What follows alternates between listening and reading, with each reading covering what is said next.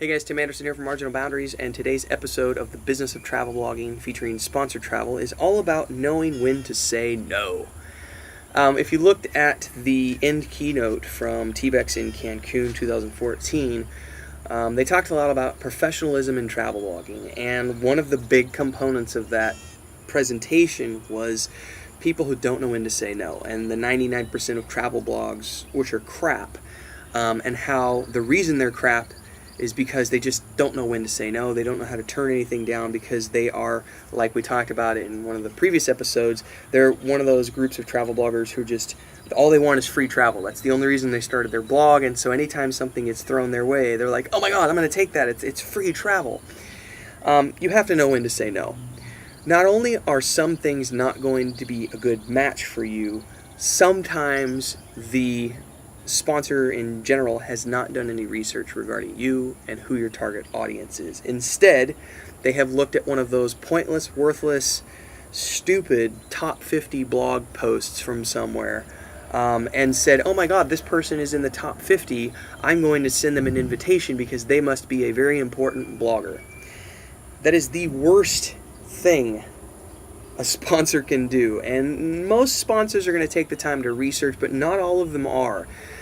In the last 6 months, I've had over 12 invitations from clients who have very clearly not bothered to read who Chris and I are, what our target demographic is, and the fact that we are not traveling outside of Mexico in 2014 because of Chris's surgery in March.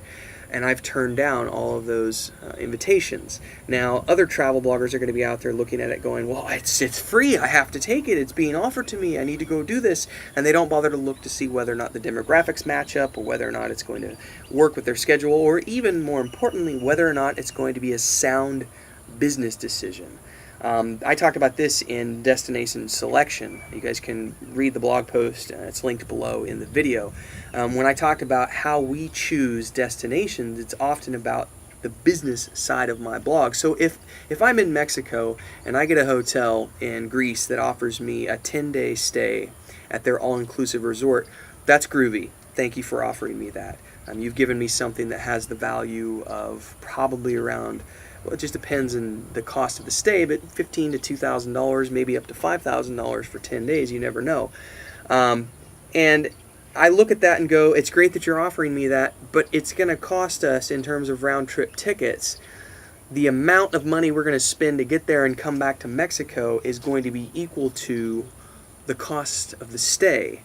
And if I look at that, it doesn't make business sense for us to go do that, because we're not in Greece. We're not based in Greece. We're not traveling in Greece. We're in Mexico. We're based out of Mexico. That's our home for the time being.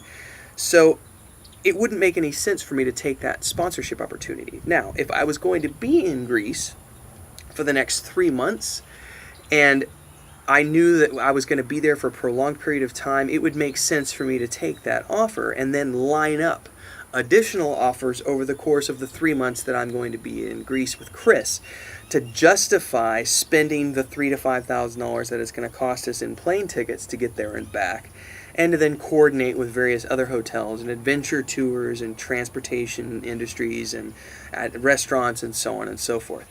But these are things you have to look at before you simply just accept something because it was offered to you.